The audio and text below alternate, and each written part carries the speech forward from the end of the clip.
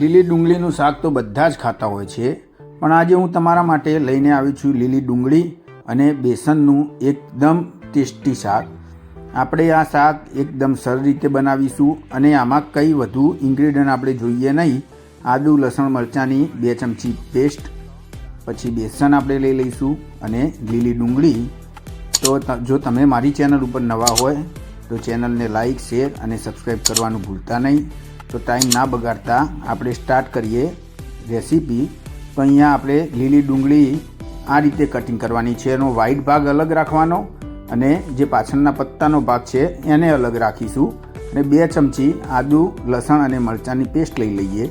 જો તમારે તીખું જોઈતું હોય તો તમે થોડું બધું પેસ્ટ લઈ શકો છો. હવે એક બાઉલની અંદર આપણે તેલ ગરમ કરવા લઈ લઈશું. તેલ આપણે અહીંયા 3 ચમચી જેટલું લઈ લેવાનું, વધુ તેલની જરૂર નથી. અને રહી જીરું અને હિંગનો વઘાર કરી લઈશું. અને પછી તરત જ આપણે આદુ લસણ અને મરચાંની જે પેસ્ટ બનાવેલી તેને એડ કરી લઈએ.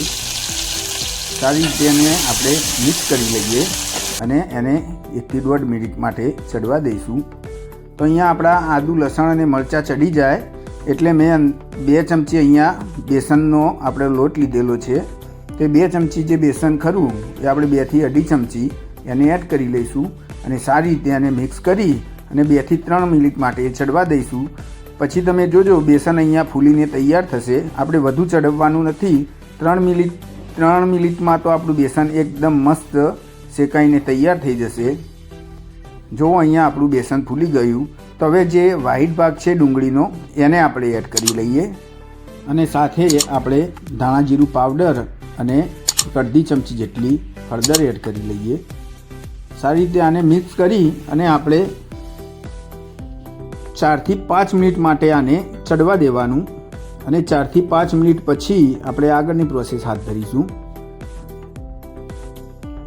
4 થી 5 મિનિટની અંદર આપણી ડુંગળી ચડીને એટલી મસ્ત તૈયાર થઈ જશે કે એનો જે ટેસ્ટ બેસન જોડે આવે છે એકદમ મસ્ત અને એકદમ ટેસ્ટી લાગે છે. કંઈક ડિફરન્ટ જ લાગશે તમને.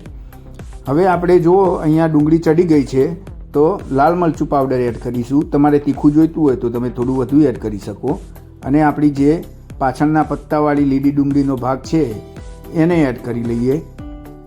સારી રીતે આને પહેલાં આપણે મિક્સ કરી લઈશું અને પછી આમાં આપણે પાણી એડ કરવાનું છે. તો જુઓ અહીંયા સારી રીતે આને મિક્સ કરી લઈએ. અને મેં અહીંયા 1.5 વાટકી એટલે લગભગ અડધા ગ્લાસ જેટલું પાણી એડ કર્યું છે. તમારે થોડી ગ્રેવી આપણી ઘટ થઈ જશે. તમારે થોડું વધુ પાણી એડ કરશો તો પણ ચાલશે. સારી રીતે મિક્સ કરી અને આને આપણે 4 થી 5 મિનિટ માટે ચડવા દઈએ.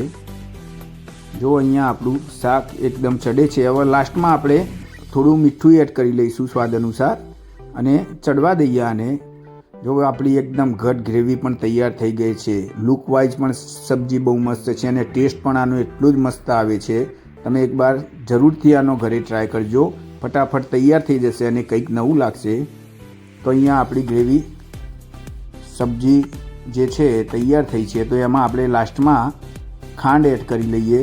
તો મેં અહીંયા અડધી ચમચી જેટલી ખાંડ અને લીંબુનો રસ આપણે થોડો એડ કરી લઈશું. તો આ રીતે થોડો લીંબુનો રસ તમે એડ કરી લેજો. અહીંયા મેં અડધા લીંબુને થોડું નીચોયું લઈ લીધું છે અને ગરમ મસાલા પાવડર એડ કરી દીધો.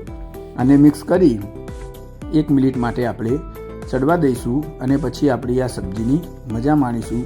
તમે જુઓ ગ્રેવી પણ બહુ મસ્ત થઈ છે. તમે ઘરે બનાવશો તો કંઈક નવું જ લાગશે. તો એકવાર જરૂરથી આનો તમે ચોક્કસ ટ્રાય કરજો. તો હવે સર્વ કરીએ આપણી ડીશને.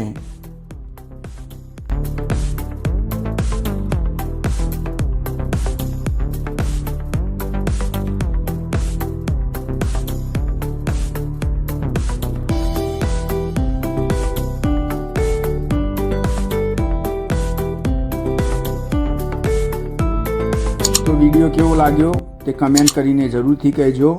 અને ચેનલને લાઇક, શેર, સબસ્ક્રાઈબ અને સપોર્ટ કરવાનું ભૂલતા નહીં. તો હવે મળીશું નવા વિડીયોમાં નવી રેસીપી સાથે. ત્યાં સુધી સૌને બાય બાય. જય અંબે, જય શ્રી કૃષ્ણ.